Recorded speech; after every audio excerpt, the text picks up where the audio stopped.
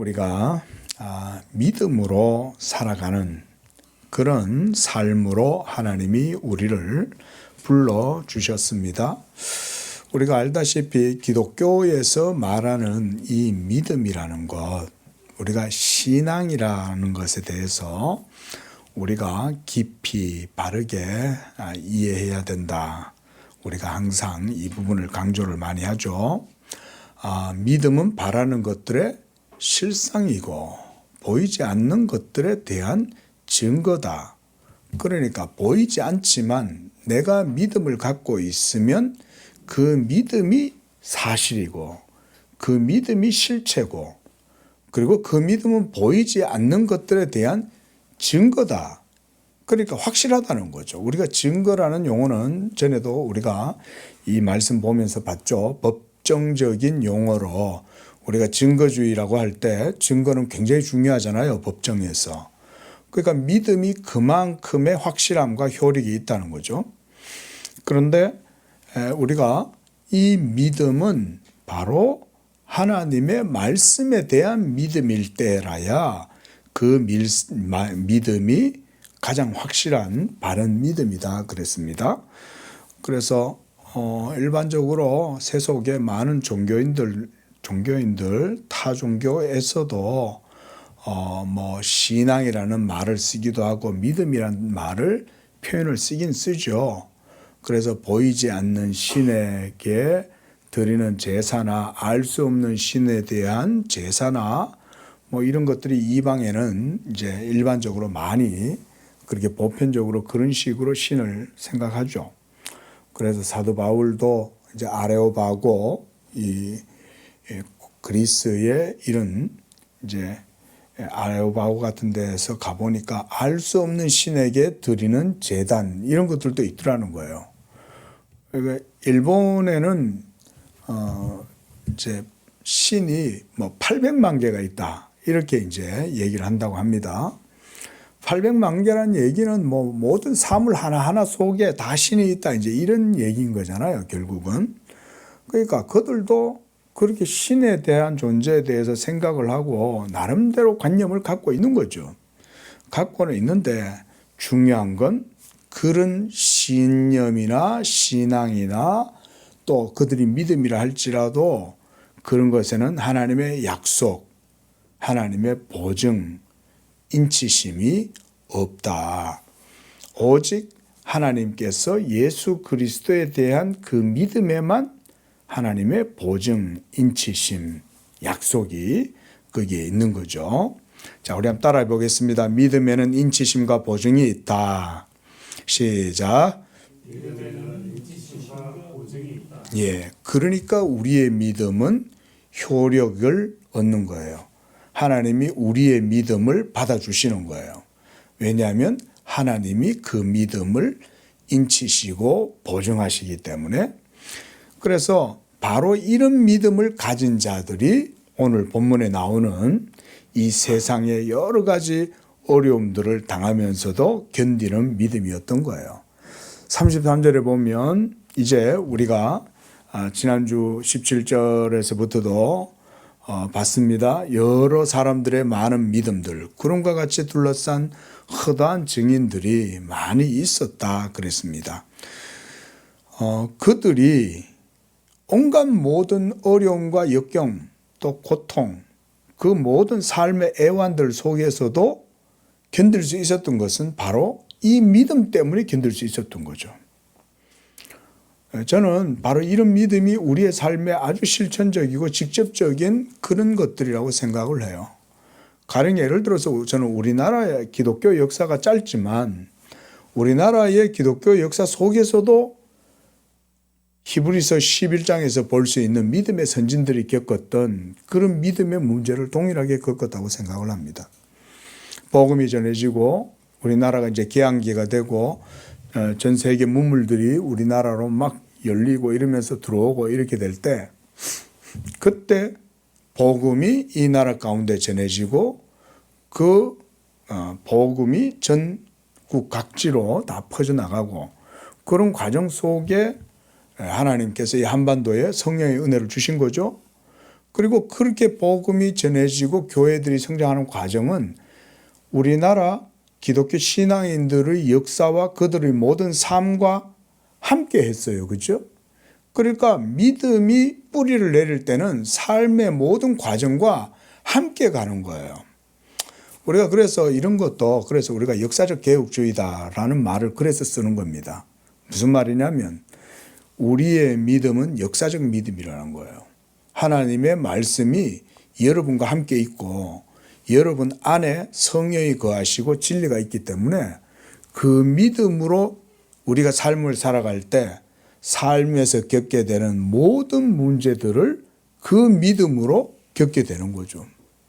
때로는 병을 겪기도 하고 때로는 불의의 사고를 당하기도 하고 때로는 여러 가지 고통이나 슬픔이나 그런 것 속에서 애환을 느끼기도 하고 그렇게 하겠지만 그 과정 속에서 바로 믿음의 길을 꿋꿋하게 걸어가는 것, 이게 이제 진짜 믿음이죠. 그래서 살아있는 믿음은 바로 이런 역경 속에서 온전케 되는 겁니다. 우리 아이도 그런 얘기를 하더라고요. 고난이 있어야 믿음이 튼튼해진다고. 목사 아들이라서 저런 소리도 하는구나. 고난이 믿음을 튼튼하게 하는 건 또 어떻게 또 알아듣고 그렇게 얘기를 하는 거죠. 여러분 보세요. 하나님이 우리 가운데 믿음을 두실 때는 그저 이렇게 무슨 낭만적으로 이렇게 툭 던져주시는 게 아니고요. 여러분이 이제 예수를 믿기로 마음을 먹고 예수님을 구주로 영접하고 그렇게 해서 믿음 생활을 이제 예수 중심으로 하고 있으면요. 그때부터 삶의 온갖 모든 문제는 믿음과 더불어 이제 싸우는 겁니다. 그런 게 우리의 실질적인 삶의 실천적 영역에서 일어나는 문제들이다 이거죠. 교회도 성도들에 의해서 이루어진 거잖아요. 그죠? 모든 성도들이 이 교회의 하나로 모여서 그 안에서 한 몸을 이루고 한 공동체의 인격을 유지한다 이거죠. 그런데 그들 속에 이제 믿음이 있는 거예요. 그러면 교회도 그 믿음 가운데에서 또 자라요. 믿음은 또 자라는 거예요. 자랄 때 온갖 모진 풍파를 겪는 거죠. 예? 나무가 길거리에 서 있어도 그냥 안 있잖아요. 뜨거운 태양빛이 자결할 때는 그 태양빛을 모두 다 견뎌야 되고 겨울에 엄동설한 눈 내리고 낙엽이 떨어지고 추울 땐 또 그 추위도 견뎌야 되고 또 태풍이 칠 때는 태풍도 견디고 이러면서 그 속에서 나무도 자기의 재질을 단단하게 세워가지 않습니까? 믿음이 바로 그런 겁니다. 믿음이라는 거는 아주 현실적인 문제들을 부딪히는 것 속에서 성장하고 튼튼해지는 겁니다. 그런데 지금 사도가 예수 믿는 믿음을 얘기하면서 구름같이 둘러싸이는 허다한 증인들이 이 땅 가운데에서 그들은 그렇게 살았다. 우리가 그래서 지난주에는 신앙 열전이다. 그래서 구약 성도들의 믿음의 열전들에 대해서 잠시 본 거죠. 우리들도 마찬가지입니다. 자, 그래서 오늘 우리가 그들이 살았던 삶을 돌아보면서 이것을 우리한테도 좀 적용시키기를 원하는 거예요. 33절에 보면 그들은 믿음으로 나라를 이기기도 하고 또 의를 행하기도 했고 약속을 받기도 했고 사자들의 입을 막기도 했고 이러면서 계속 이제 이런 얘기들을 합니다. 자, 성경 속에 있는 스토리들이에요. 이런 것들이. 그래서 믿음으로 나라를 이기기도 했다는 말은 아말렉과의 전쟁을 우리가 또 올리면 되겠습니다.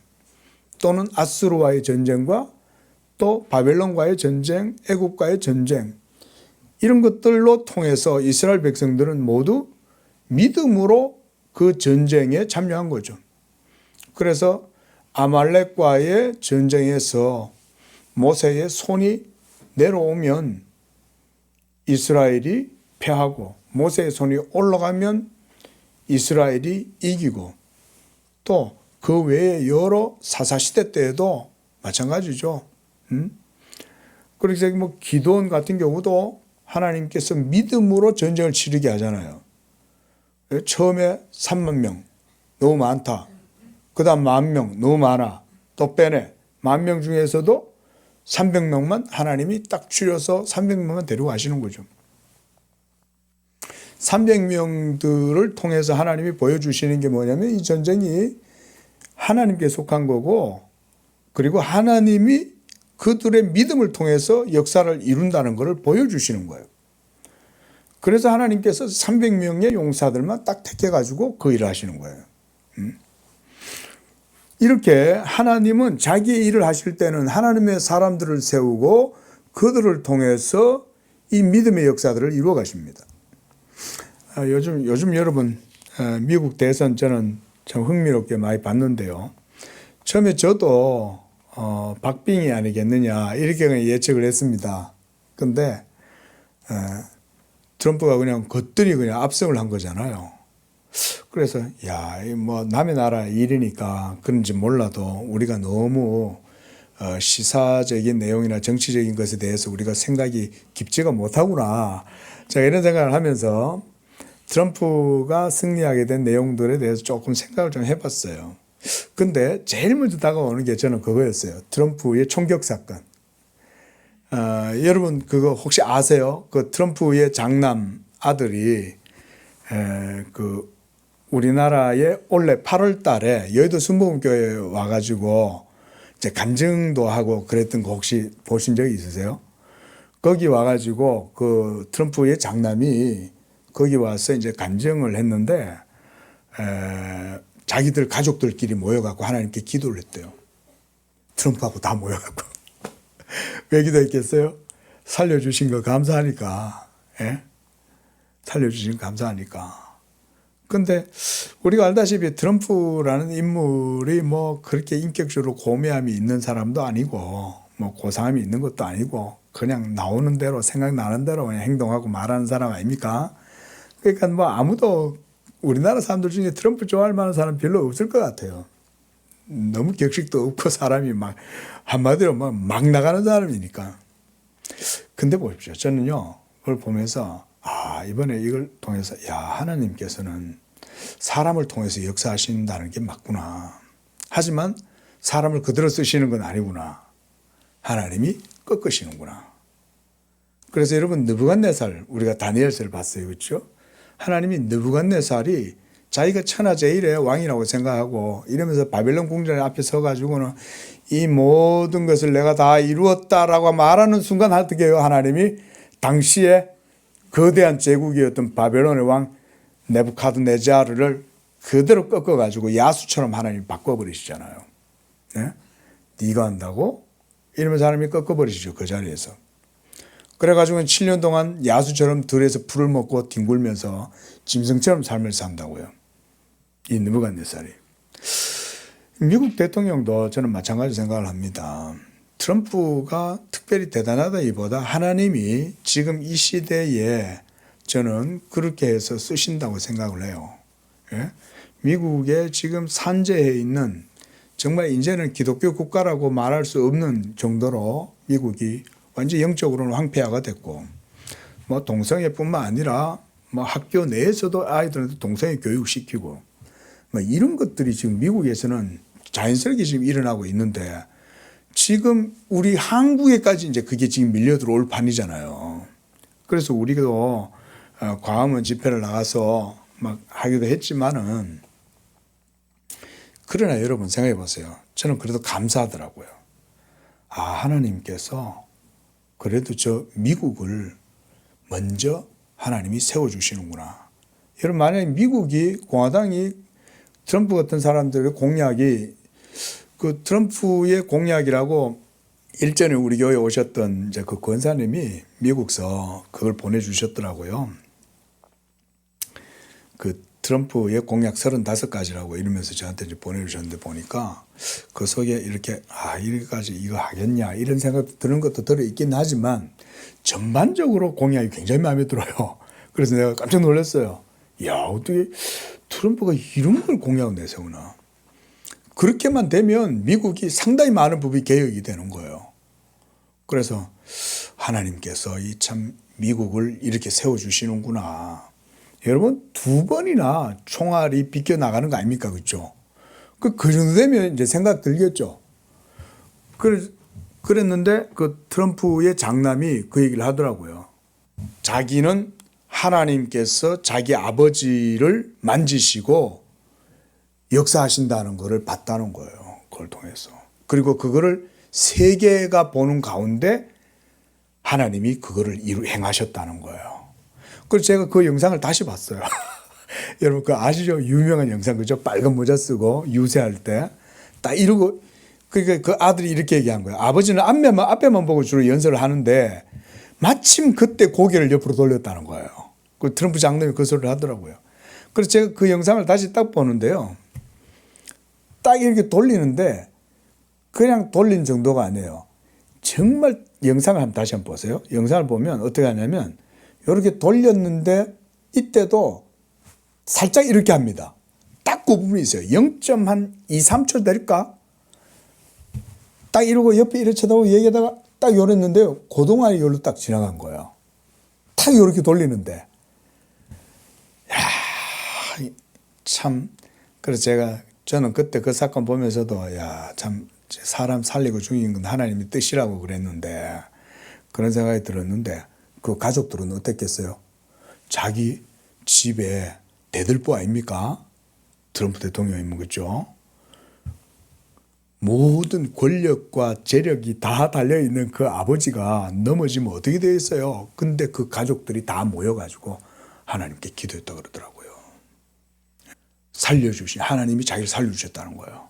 그 트럼프도 그때 그래가지고 심경이 많이 변화가 된 거예요. 트럼프가. 여러분, 우리의 모든 순간은 하나님께 달려있는 줄로 믿습니다. 네. 우리는 매 순간을 우리가 살아가는 것 같고 그래도요, 아니에요. 사실은 모든 순간은 다 하나님께 있어요. 그 순간에 어떻게 그분이 고개를 갖다 이렇게 돌렸다가 딱 이렇게 한 거예요. 요렇게. 그 영상 보기 희한하더라고. 어떻게 요렇게 돌릴 생각은 또 했겠냐, 이거지. 그뿐만 아니잖아요. 또 한 번 저격이 있었는데 그것도 실패한 거 아닙니까? 그래서 제가 볼 때는 하나님이 세워주시는 것 같아요. 하나님이 세워주시고, 그래서 그런 걸 체험을 하면 본인도 믿음이 생길 거 아니에요. 그죠? 제가 하려는 얘기 사실 그거예요. 그러니까 하나님이 그냥 안 하신다는 거예요. 하나님이 하시는 건 어떻게 하시냐면 어떤 동기를 통해서도 믿음을 제공해 주세요. 하나님이. 그래서 믿음을 통해서 하나님의 일을 하게 하세요. 하나님은. 믿으시기 바랍니다. 이건 여러분 성경적인 중요한 얘기예요. 하나님은 그냥 안 써요. 믿음을 갖게 해요. 믿음을 갖게 한 다음 그 믿음으로 하게 하세요. 이게 하나님의 방식이에요. 하나님께서. 그래서 구약의 모든 사람들에게도 하나님 믿음을 주죠. 기드온에게도 하나님 믿음이 없잖아요. 기드온이. 네? 그러니까 기드온이 하나님한테 몇 번이나 가가지고 묻잖아요. 하나님. 아니 하나님하고 대화를 하고 얘기를 할 정도면 그냥 믿고 하면 되지. 하나님이 몇 번 얘기해줘도 못 믿는 거야. 그거를. 그러니까 징표를 주세요. 한 번은 양털만 적게 해주세요. 한 번은 양털 외에 다른 거 다 적게 해주세요. 이러면서 하나님한테 자꾸 표징을 구하잖아요. 그래도 하나님이 어떻게 하셔요? 들어주죠. 뭐 때문입니까? 믿음 주려고 그러는 거예요. 믿음 주려고. 여러분, 우리 성도들뿐만 아니라 우리 모든 사람들이요, 믿음을 갖는다는 건 기적입니다, 여러분. 믿음을 갖는다는 것은 사실상 불가능합니다. 이것은 전문가적으로 보면 더 그래요. 이걸 모르고 생각할 때 그저 내가 믿으니 내가 믿는 거지 거니 이래 생각하겠지만 그렇지 않습니다. 여러분 믿음을 가진다는 것 자체는 기적입니다, 여러분. 그거 아셔야 됩니다. 자, 성경적으로 말하면 우리 사람은 좀 제가 조금 좀 터프하게 얘기해도 용서하십시오. 사람은요 그냥 사륵스, 육체, 그냥 고깃덩어리예요, 고깃덩어리. 근데 살아서 돌아다니는 고기인 거라. 생명이 없어. 그러니까 뭔 말이냐면 생물학적으로는 살아있는데 하나님과의 관계에 있어서는 영적으로 완전히 사망의 상태에 있기 때문에 믿음이라는 거를 가질 수가 없는 거예요. 안 보이는데 어떻게 믿을 거예요? 여러분, 하나님 봤어요? 하나님 보고 믿으시는 분 계세요? 하나님 안 보고도 우리는 믿고 있는데, 여러분, 믿음을 가진다는 것은 하나님이 기적입니다. 여러분, 그거 아셔야 됩니다. 그래서 하나님은 믿음을 주어서 그 믿음 가운데 백성들이 오늘 이런 일들을 하게 하시는 거예요. 전쟁도 하게 하고, 의를 행하기도 하고, 약속을 받기도 하고, 사자의 입을 막는다. 이건 누굽니까? 사자의 입을 막는다. 이런 건 구약성경 속에, 그렇죠, 다니엘과 그 세 친구들이, 다니엘이 사자의 굴 속에 던져졌을 때 막아버리죠, 하나님께서. 또 불의 세력을 멸하기도 하는 거예요. 다니엘의 세 친구들이 불 속에 던져졌어도 그 풀무불 속에서도 조금 더 타지 않고 살아나는 거죠. 이런 것들이 모두가 다 믿음의 역사입니다. 근데요, 저도 뭐 오랜 삶을 산 건 아니어도요, 하나님의 부르심이 있었고 그 과정 속에 지금까지 이래 지내왔는데, 여러분, 믿음의 체험적인 그런 것들은요, 사실은 일상적인 삶 속에서 일어나는 겁니다. 그저 내가 어떻게 의도한다고 해서 그런 일이 일어나는 것도 아니고요. 그저 예수 믿는 믿음으로 성령의 은혜 안에서 영적 삶을 사는 가운데에 경험하는 거예요. 영적 삶을 사는 가운데에. 뭐 우리 성도님들 나름대로들 다 체험들이 있을 수 있겠지만, 참 이 목사로서 지금까지 부름을 받고 쭉 오는 동안에 참 그런 일들을 여러 번 겪었어요. 여러 번. 한두 번이 아니에요. 한두 번이.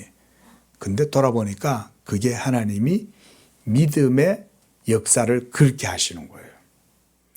여러분이 믿음에 속해 있다면 여러분도 그런 삶을 사시는 거예요. 근데 이게 고요하고 잠잠하고 일상적인 루틴 속에서는 별로 우리가 잘 느끼질 못해요. 근데 어느 날 풍랑이 치고 어느 날 문제가 일어나고 이렇게 될 때, 그때 희한하게 이 믿음이 능력을 발휘합니다. 여러분 안에 있었던 잠잠하던 믿음의 호수에 파도가 일어나면 믿음이 작동해요. 그렇게 해서 그 모든 어려움들을 믿음으로 거뜬히 건너가도록 해줘요. 놀라운 일입니다, 여러분. 이거는 이제 맛을 봐야 맛을 알아. 겪어봐야 돼, 이제. 그래서 신앙생활을 오래 하면 이런 것도 자꾸 쌓이는 거죠.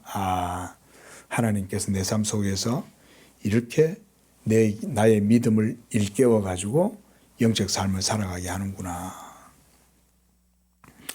오늘 본문에서는 사실 이제 그런 내용이에요. 믿음으로 치열하게 살았던 사람들의 삶의 사건들을 일일이 지금 거명하고 이제 나열해 놓고 있는 거예요.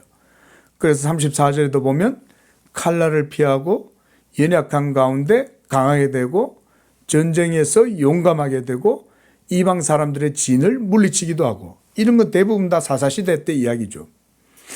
그 다음 35절에서는 여자들은 자기의 죽은 자들을 부활로 받아들이기도 하고, 또 어떤 이들은 더 좋은 부활을 얻고자 하여 고문을 받되 구차히 풀려나기를 원하지 아니하였다. 이제 부활 신앙을 가지고 있는 거죠. 그렇죠? 우리 양재교회 성도들도 이런 부활의 신앙을 가지고 계시기를 축원드립니다. 여러분, 우리는 언제든지 죽어요. 언제든지. 그렇죠? 오늘 죽을 수도 있고 내일 죽을 수도 있고, 하나님이 오라고 그러면 그때가 가는 거예요.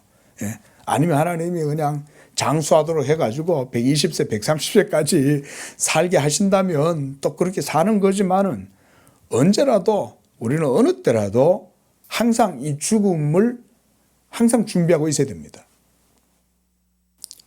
믿으시기 바랍니다. 예? 이렇게 얘기하니까 어떤 분은 목사님 죽는 얘기 자꾸 해요. 여러분, 예수 복음을 믿고 살아가는 사람들은요, 이미 그리스도와 함께 십자가에 못 박혀 죽었습니다.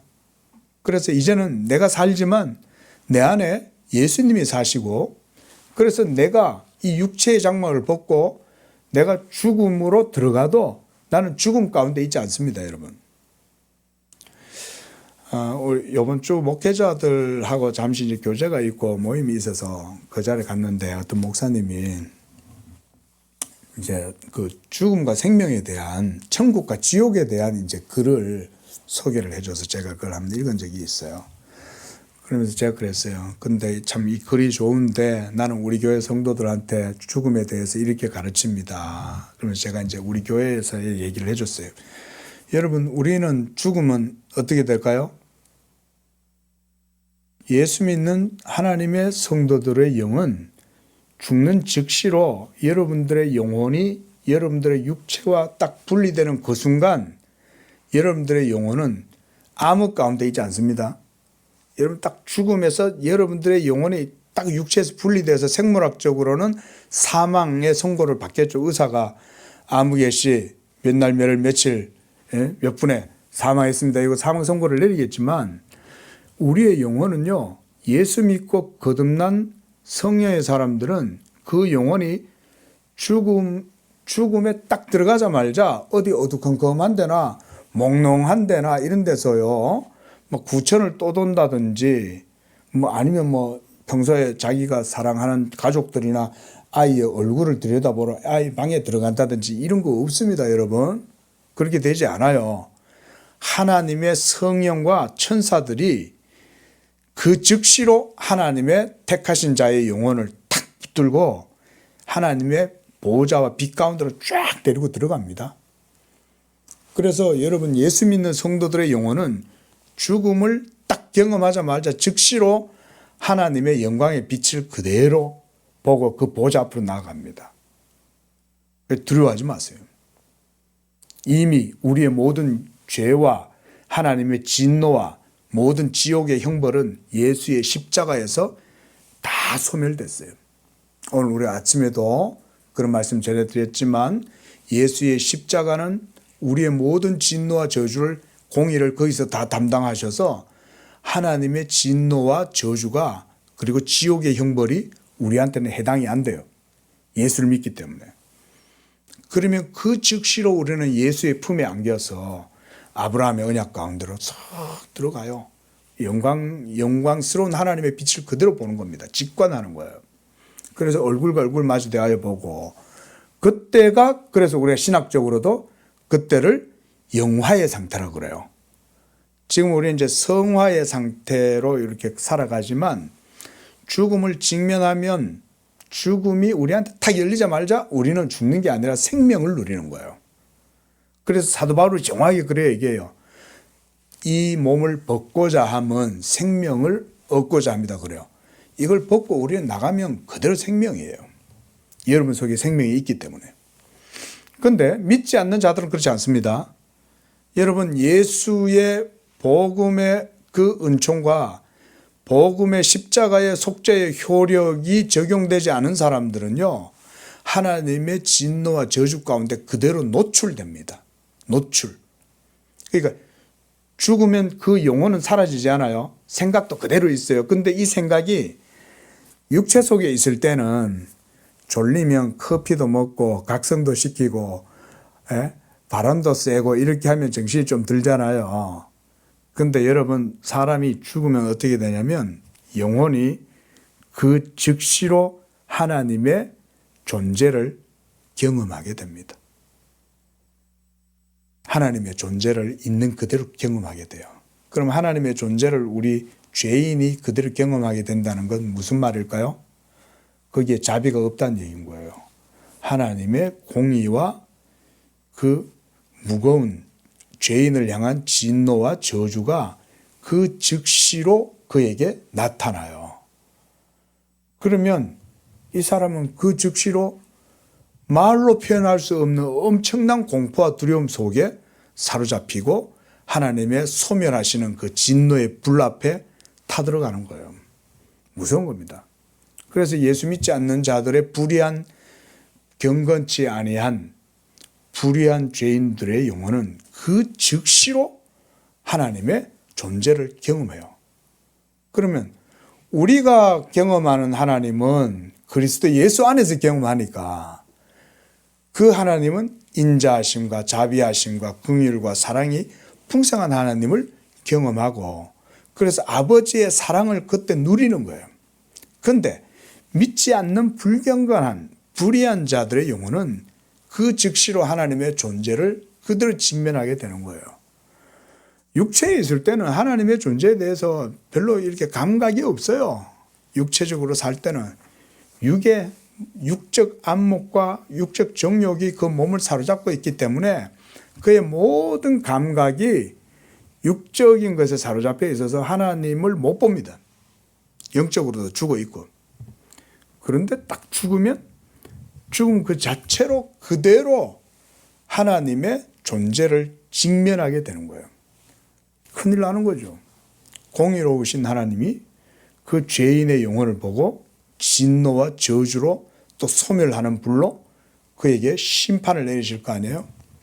그게 말하자면 이제 하데스고 게헨나고 그런 거예요. 그게 지옥이라는 게 그런 겁니다. 그러면 이렇게 하정우 같은 사람들이 무슨 나타나갖고 이렇게 검은 옷 입고 나타나가지고 배를 타고 어디 이렇게 가는 거 없습니다, 여러분. 그런 거 영화에서 보여주거나 문학이나 소설 같은 데서 보여주는 그런 식으로 상상하면 안 돼요. 그럴 여유도 없어요. 하나님의 존재가 온 세계에 충만하기 때문에 충만한 하나님의 공의가 서슬퍼렇게 있는 걸 그 자리에서 직면하는 거예요. 그게 사망이에요, 여러분. 둘째 사망.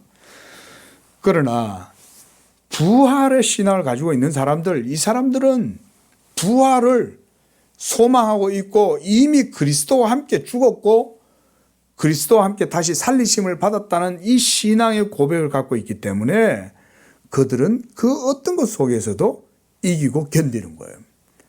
죽음도 그들을 무너뜨릴 수가 없는 거예요. 너 죽는다?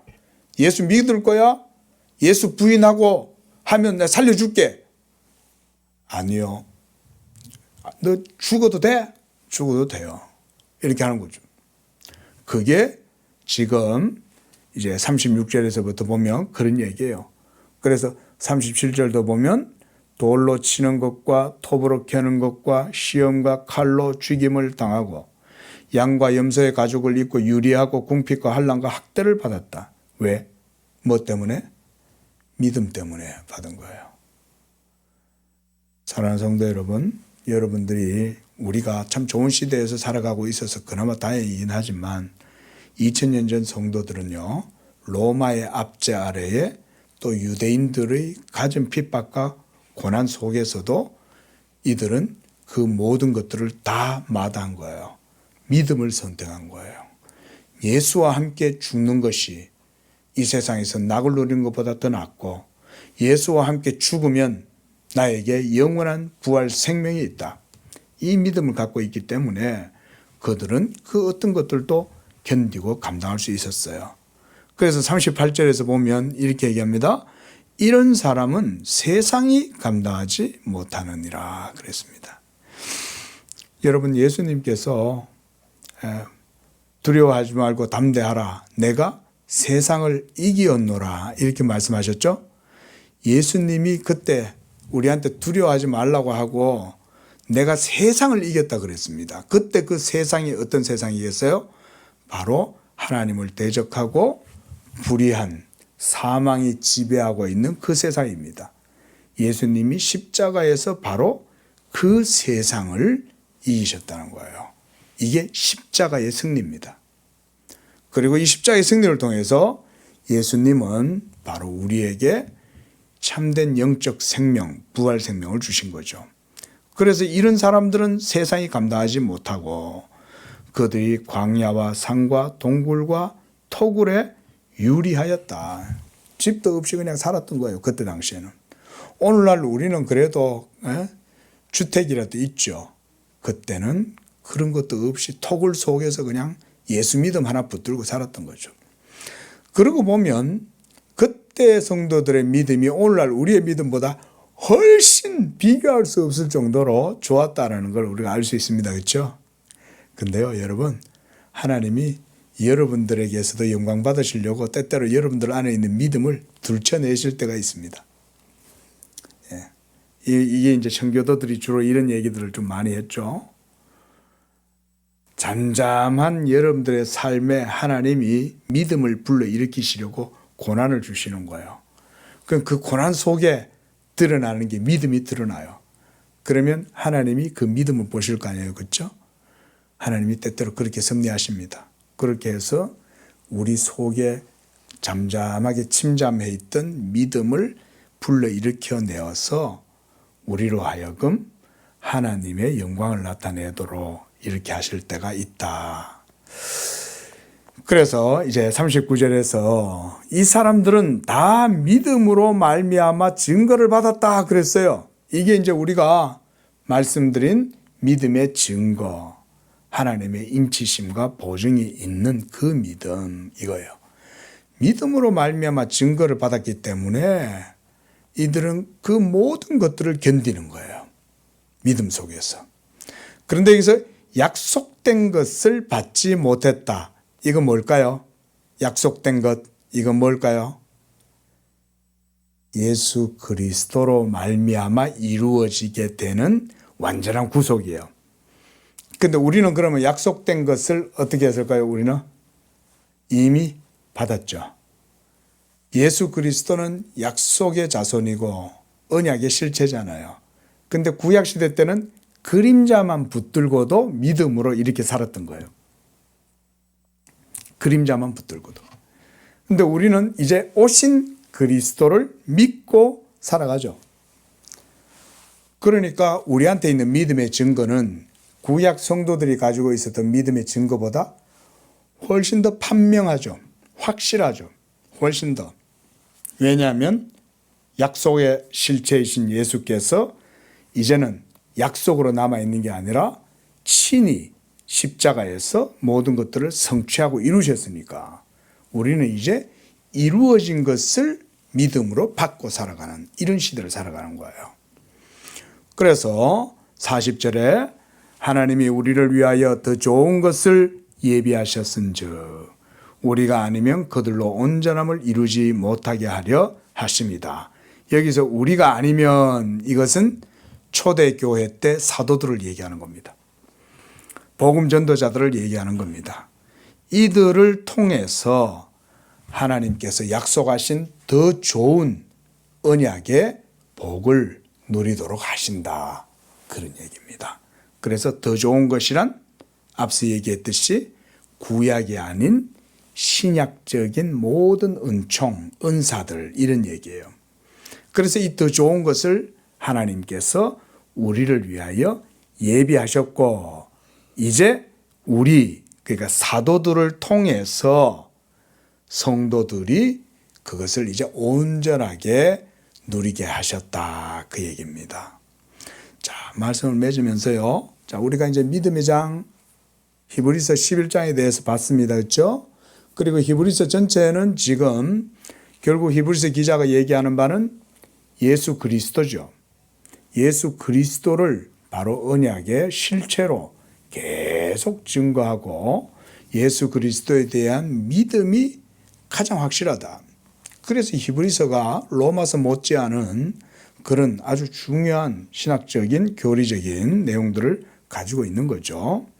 믿음은 바라는 것들의 실상이고 보이지 않는 것들에 대한 증거이고 그래서 구약의 모든 성도들은 약속하신 그리스도, 오실 그리스도를 바라보면서 믿음으로 그 증거를 취하여 아직 이루어지지 않은 것이지만 아직 오지 않았고 약속된 것을 받지 못하였지만 그들은 그 가운데 믿음으로 모든 것들을 견디고 모든 것들을 행했다는 거야.